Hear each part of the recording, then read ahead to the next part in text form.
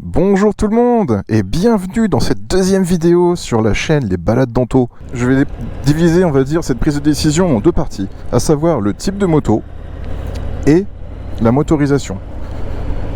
Je sais que la motorisation n'intéresse pas tout le monde, c'est pour ça que je la sépare vraiment de la première partie, on va dire. Alors, donc il existe plusieurs types de motos.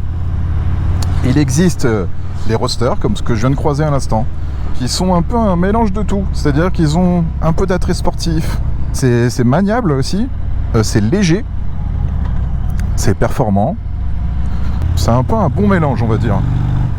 Cependant, le roadster n'offre pas de protection au vent et à quoi? Et au mal de fesses. Parce que oui, un roadster n'est pas très confortable, c'est pas adapté pour les très longs trajets. En revanche, il est adapté pour les trajets du quotidien. Exemple, je vais au travail tous les jours, le roadster convient parfaitement à cette utilisation-là.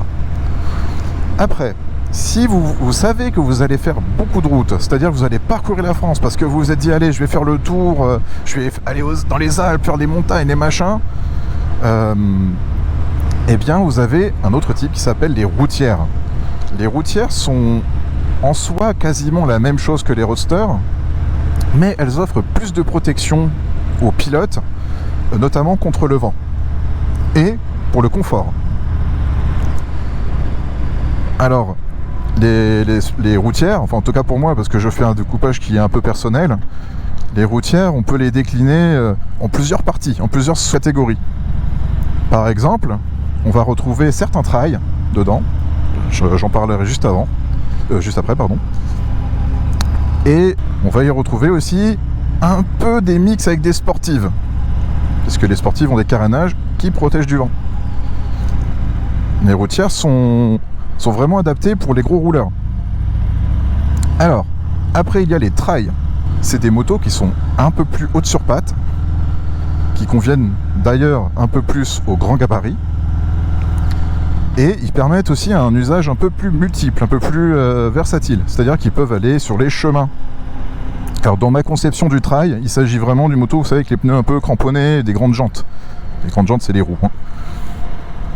Ça permet d'absorber mieux les chocs, et puis elles offrent aussi un confort assez supérieur, puisque la selle est censée amortir toutes les irrégularités de la route. Voilà, ça c'est pour les trails. Et puis la motorisation est souvent typée, alors j'en parle quand même un petit peu maintenant, c'est que vous allez retrouver des motos qui sont tout de suite réactives, tout de suite sur le gaz, elles vont pas aller loin. J'en parlerai juste après. Après, il y a les sportives qui attirent beaucoup les regards, qui sont vraiment des motos magnifiques pour la plupart.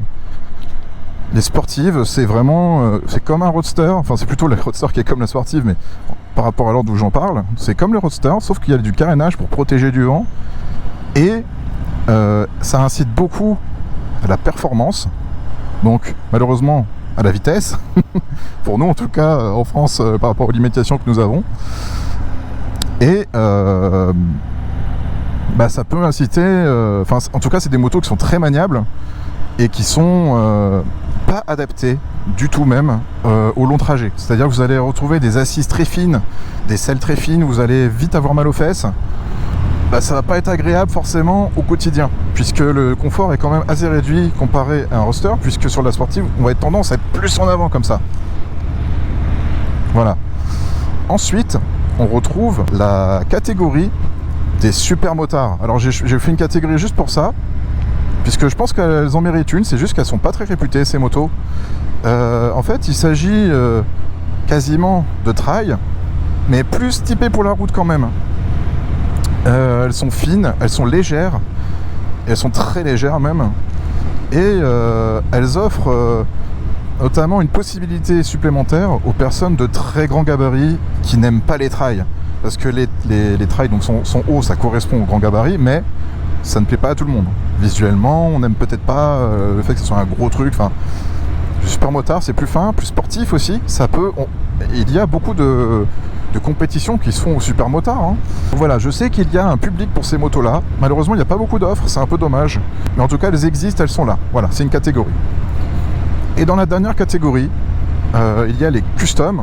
donc moto que j'ai moi-même. Ces motos-là sont... Alors, je vais parler de mon ressenti à moi. J'ai l'impression qu'elles sont adaptées pour les longues distances, surtout quand on rajoute une selle confort. On est très bien dessus. En revanche, on n'est pas là pour la performance, puisque c'est des motos où on ne peut pas mettre de l'angle. L'angle, c'est, vous savez, quand on se penche dans des virages et tout, elles ont une garde au sol assez faible. C'est-à-dire que les cale-pieds vont vite toucher par terre, on va vite racler les pots. Ça va. La moto n'est pas faite pour ça en fait, elle est vraiment faite pour balade.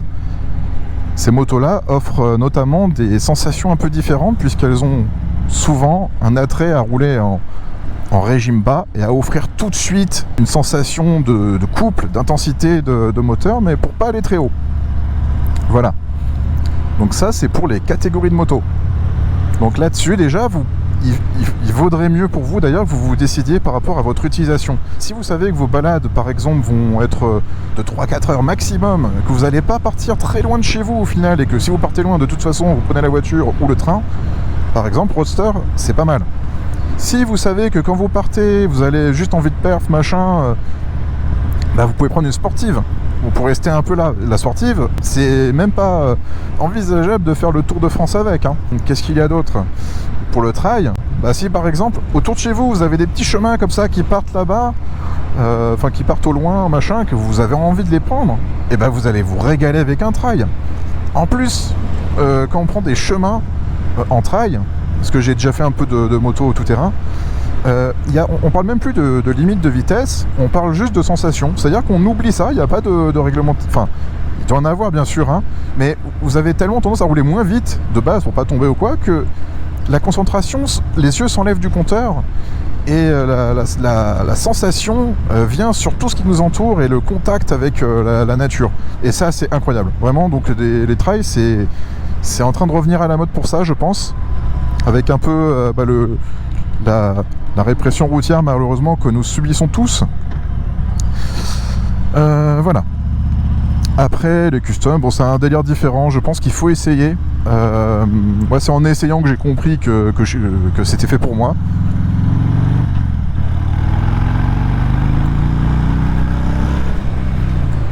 Voilà. Voilà. Et puis super motard, c'est pour... Moi j'ai un exemple, hein, je connais quelqu'un qui justement est très grand, il fait 1m90, 1m95, et pour lui, Roadster, niet, il peut pas rentrer dessus. Sportive, niet, trop petit. Enfin vraiment, il rentre sur rien à part les trails, et il aime pas ça, les trails. Donc son alternative, c'est les super motards. Voilà. Alors, ceci dit, maintenant je vais venir sur le thème de la motorisation. Alors, vous savez qu'on parle de monocylindre, de bicylindre, de machin. Alors si vous n'êtes pas encore familier avec le domaine, vous devez vous demander ce que ça veut dire tout ça. Ça doit être un peu du chinois. Alors je vais essayer de l'expliquer un peu à ma façon, à ma façon quoi. C'est que, alors, un moteur, il y a une partie qui bouge à l'intérieur. Vous savez, c'est ce qu'on appelle le piston. Dans un cylindre. Le cylindre, c'est une espèce de tube creux dans lequel fait des allers-retours un bout de métal qu'on appelle piston. Ce cylindre, plus il est large, plus il est grand, plus il offre du couple. Le couple, c'est la sensation des bras qui tirent comme ça.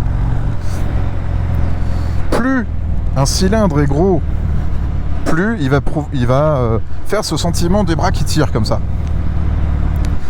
La cylindrée, donc par exemple vous voyez 700 cm3, 500 cm3, j'en sais rien, on va dire c'est la taille sur laquelle voyage le piston dans ce cylindre. Donc ça fait un volume, genre quand on dit c'est un litre, c'est que ça peut contenir 1 litre de lait. Enfin il me semble, hein, j'ai peur de dire une énorme bêtise, mais ça fait rien, on s'en fiche, l'important c'est que vous comprenez. Et en fait ce cylindre, on peut le diviser, atteint une certaine taille, c'est-à-dire que au lieu d'avoir un 700 cm3, alors ça se compte en centimètres cubes, donc 1 cm par 1 cm par 1 cm, ce cylindre, vous allez pouvoir le diviser en plusieurs cylindres.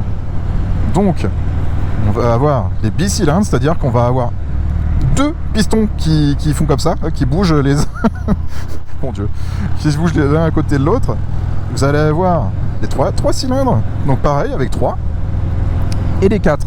Après, il y a des motos qui partent bien au-dessus. Il y a des 5, des 6, peut-être même des 8. Oui, je crois que ils font n'importe quoi maintenant, en Amérique. Enfin voilà, du coup, chaque division de cylindre, souvent moi je vais m'arrêter de 1 à 4. Hein.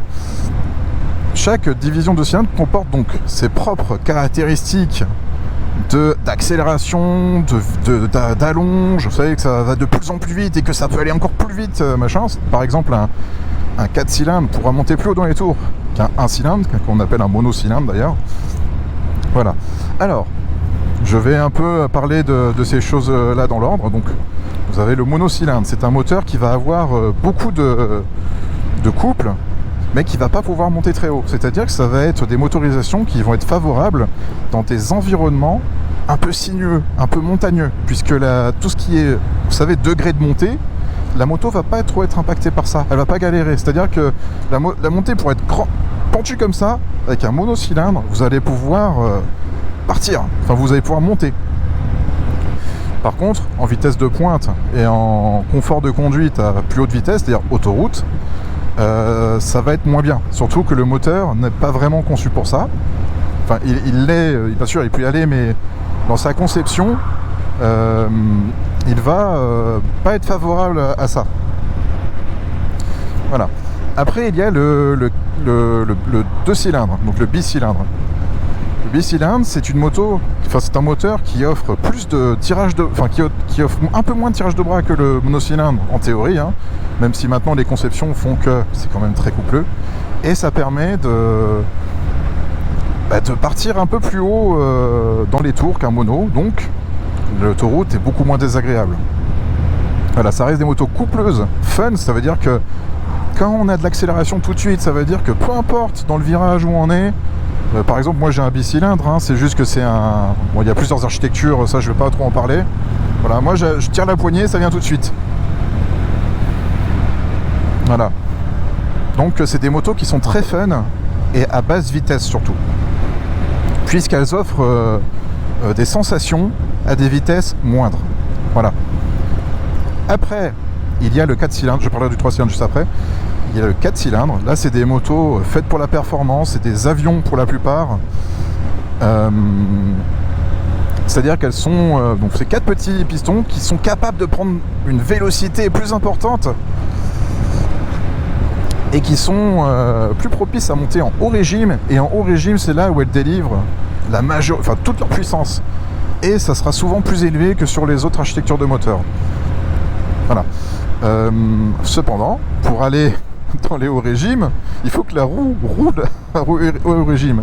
Du coup, on appelle les 4 cylindres aussi des pouces au crime, puisque pour tirer avantage de leur puissance et des sensations que ce type de motorisation procure, eh bien on est obligé de tirer, de monter dans le régime et de rouler vite.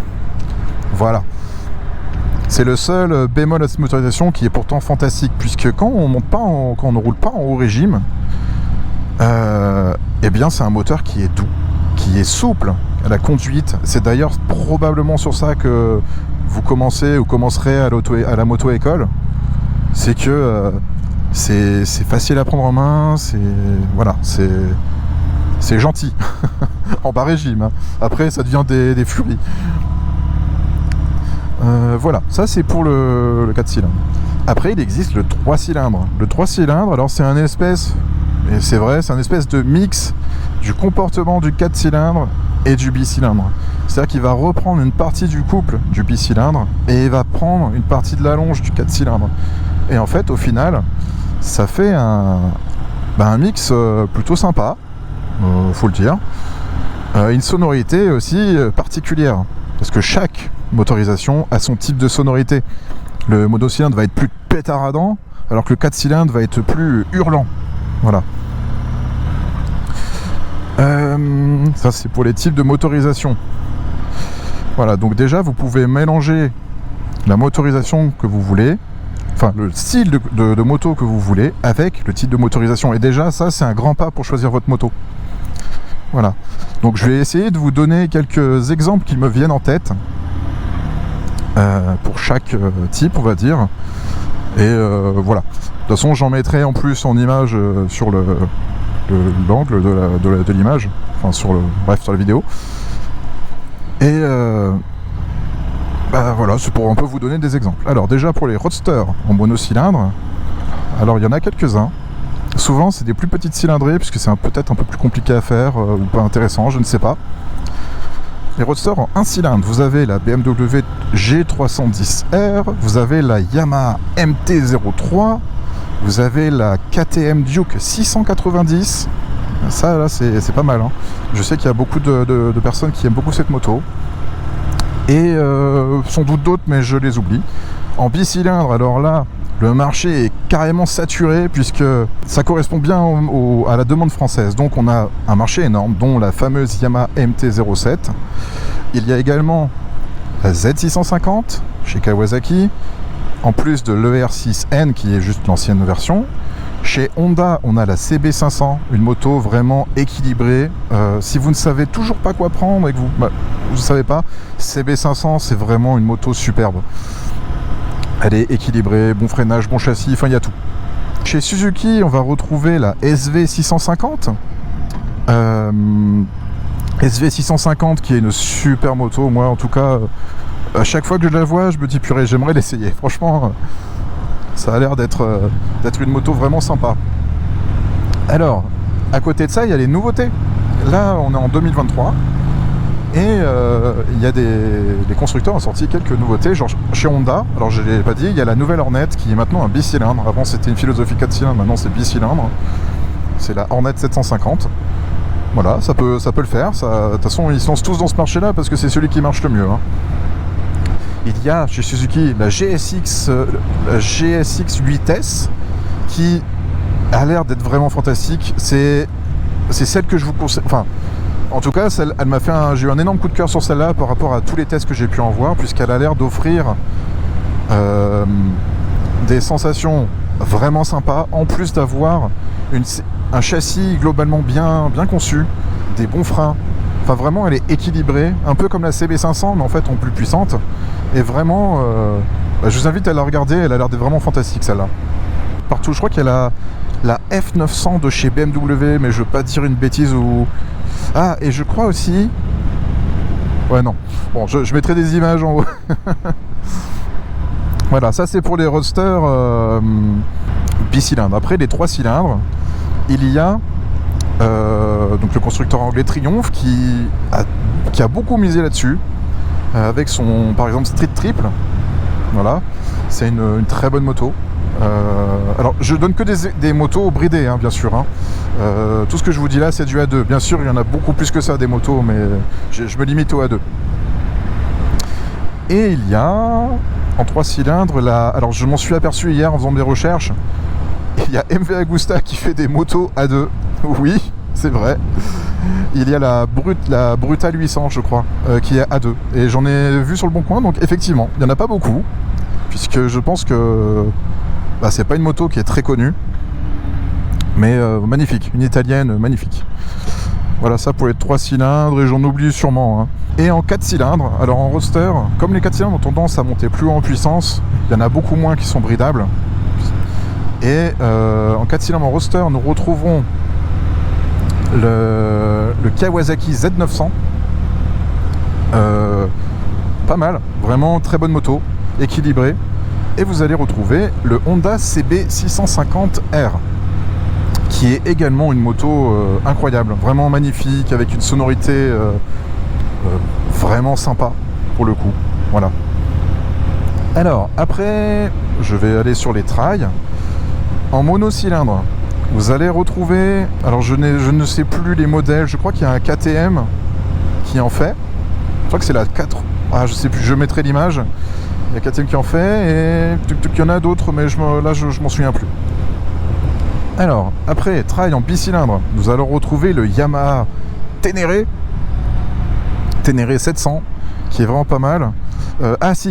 En trail à un cylindre, enfin monocylindre, il y a l'ancien Suzuki DR. Le Suzuki DR étant vraiment... Alors c'est une machine ancienne, hein, elle n'est pas récente comme les autres que je vous propose.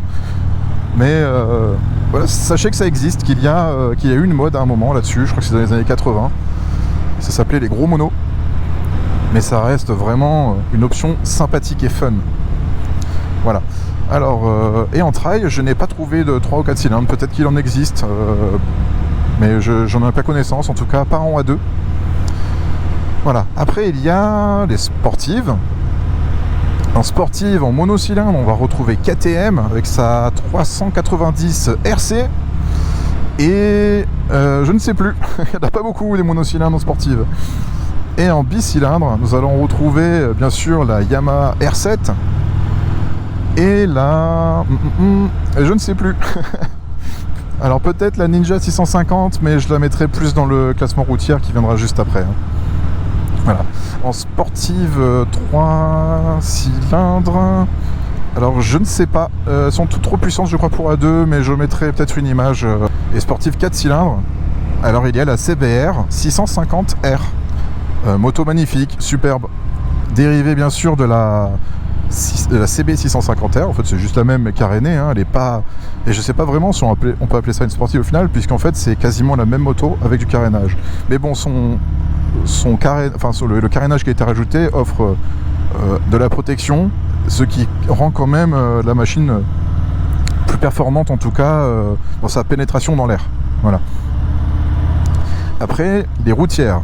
Alors les routières, motos donc adaptées aux grandes distances et aux petites balades, enfin adaptées pour tout, hein, sauf au chemin. Alors, il y a pour moi deux catégories de routières, à savoir les routières un peu typées sportives et les routières un peu plus typées trail. Alors, côté routière, on va dire à côté un peu sportive. Alors, il n'y en a pas tellement que ça, en fait c'est un marché qui est un peu laissé à l'abandon en ce moment, mais Kawasaki s'y est fortement accroché, et on peut retrouver actuellement donc la Ninja 650, que je classerai dans ça, puisqu'elle a quand même, elle reste quand même une moto confortable, et surtout on peut y accrocher de la bagagerie, il y a beaucoup d'options de bagagerie, et ça c'est un atout typique des routières.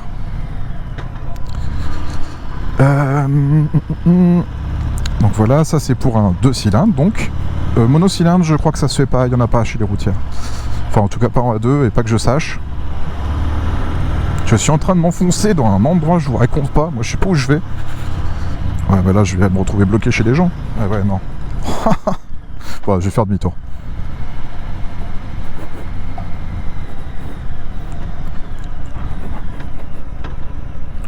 Et putain, c'est quoi ce village de merde?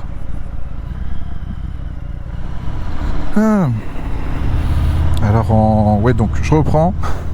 C'était un bordel là-bas. Donc ouais, les routières un peu sportives, j'en ai pas trouvé des masses au final, à part Kawasaki, donc c'est un peu accroché avec sa Ninja 650, et anciennement qui s'appelait le R6F, donc la version de l'ER6N mais carénée. Voilà. Après en 3 cylindres, en sportive je ne vois pas là comme ça, routière sportive. Et en 4 cylindres, encore moins. Après on tombe vraiment dans des grosses cylindrées qui sont pas vraiment bridables. Voilà. Après en routière typée trail, on va retrouver un bicylindre. Alors c'est là où il y a des modèles qui sont très connus comme le Yamaha Tracer 700, mais on va aussi retrouver tout ce qui est un peu GS. Voilà. Donc en trail, enfin en routière trail, on retrouve quand même quelques modèles vraiment sympas. Voilà. Et en super motard monocylindre, j'en ai trouvé une. Il s'agit de la Husqvarna 701 Supermoto. Alors, comme je disais, il n'y a pas beaucoup de choix. J'ai trouvé également des bicylindres en super motard. Je crois qu'il s'agit... Ah, je sais plus. Je mettrai des photos en haut. Voilà. Donc ça c'est pour les modèles. Après custom, c'est un peu particulier. C'est qu'en fait, comme c'est des motos qui offrent pas nécessairement beaucoup de puissance en chevaux, vous allez vous retrouver avec un catalogue assez conséquent. Par exemple, vous avez la quasi-totalité du catalogue Harley-Davidson. Là, vous allez vous retrouver même avec la mienne en un peu moins, on va dire, cylindrée. Je crois que c'est la 107, je crois. 107 cubic inch. Alors, chez Harley, ils ont une façon d'appeler les cylindrées un peu différemment que nous. Globalement, elles sont quasiment toutes accessibles. Pareil chez Indian, du coup, Indian qui est un autre fabricant de custom. Et alors, il y a aussi dans les custom, alors je sais pas si j'ai casseré là, il y a les motos un peu plus typées classiques, notamment par exemple tout ce qui est Triumph Bonneville, qui offre des motos tout à fait jolies. Moi je les trouve très jolies ces motos, qui sont très bien. Enfin vraiment c'est un peu à l'ancienne, hein, c'est un peu old school les classiques. Mais on retrouve des motos très bien comme la Bonneville. Il y a je crois que c'est la BMW 90 je crois. Vraiment on trouve un peu de tout. Toujours bridable. Voilà. Alors, voilà, je vous ai présenté un peu tout ça. J'espère que j'ai oublié aucune catégorie. Si c'est le cas, je m'en excuse. C'est vrai que quand on est sur une moto et qu'on parle comme ça, on a intérêt à tout souvenir tout de suite. Alors, il y a aussi une autre question que vous devez vous poser. Si par exemple, vous voulez prendre la moto neuve ou d'occasion, eh bien, je vous conseillerais de la prendre d'occasion, tout simplement. Je ne vais pas y aller par 14 chemins, puisque la moto déjà sera moins chère, même si elle a très peu de kilomètres. Vous savez que acheter un véhicule neuf et poser ses fesses dessus, c'est déjà lui enlever une certaine valeur. Par exemple, pour une moto qui coûte 7000 €, eh ben, déjà avec le fait de poser son cul dessus et de la revendre, eh ben, la moto va déjà valoir 6500, 6000. Voilà. Moi je vous conseille d'être plutôt du côté de celui qui achète la moto des 6000, 6500 que celui qui l'achète plus cher et tout. Surtout qu'il y a des frais de mise en circulation, il y a des frais un peu cachés, hein. C'est pas le prix exact que vous allez payer, que vous voyez quand vous voyez un prix affiché. Alors qu'en occasion, si, c'est juste la carte grise à rajouter, c'est tout. Voilà pour ça. Alors un autre conseil que je peux vous donner. Aujourd'hui, sur les motos, il y a plein de technologies qui existent, des assistances, vous savez, anti-patinage, blocage de roues. Aujourd'hui, l'ABS est très présent sur les motos récentes, et je ne peux que vous conseiller de prendre une moto avec ABS, puisque ça vous épargnera, et là, j'en suis convaincu, quelques chutes nulles, notamment la fin du freinage, vous savez, sur un chemin un peu caillouteux, où la roue va se bloquer si vous n'avez pas l'ABS et vous allez chuter sur place et vous allez juste vous faire mal pour un truc nul. L'ABS permettra d'empêcher la roue de se bloquer et de la faire continuer à rouler pour ne pas justement vous faire chuter, pour pas que la roue vous provoque une mauvaise surprise. Voilà. Et ça m'est déjà arrivé une fois, je crois que je sortais de chez ma mère. Au bout du chemin, il y avait un peu de cailloux machin. J'ai pas freiné très fort, hein, pas beaucoup. Et j'ai enclenché, et sur mon ancienne moto, j'ai enclenché l'ABS. L'ABS s'est enclenché de la roue avant, et j'étais en waouh. J'aurais pu tomber peut-être, hein. Peut-être j'aurais pu rattraper, mais comme c'est sur des graviers, vous savez, hein, on met le pied il glisse aussi. Voilà. Donc super. Écoutez, je pense que j'ai fait un peu le tour, hein, de cette réflexion. J'espère vraiment avoir apporté quelque chose, que la qualité de la vidéo s'est améliorée comparée à l'ancienne. Et puis, je vous souhaite à tous une très bonne fin de journée. Encore merci à tous ceux qui m'ont laissé des petits commentaires gentils et tout, ça fait chaud au cœur et ça m'encourage vraiment à continuer, à essayer de m'améliorer. Vraiment c'est cool. Donc pour les personnes qui tombent sur cette vidéo, je vous invite à me laisser un petit pouce, à vous abonner si vous le souhaitez, bien entendu, à mettre la petite cloche, tout ça. Et puis, vraiment, V à tous et puis à bientôt. Salut!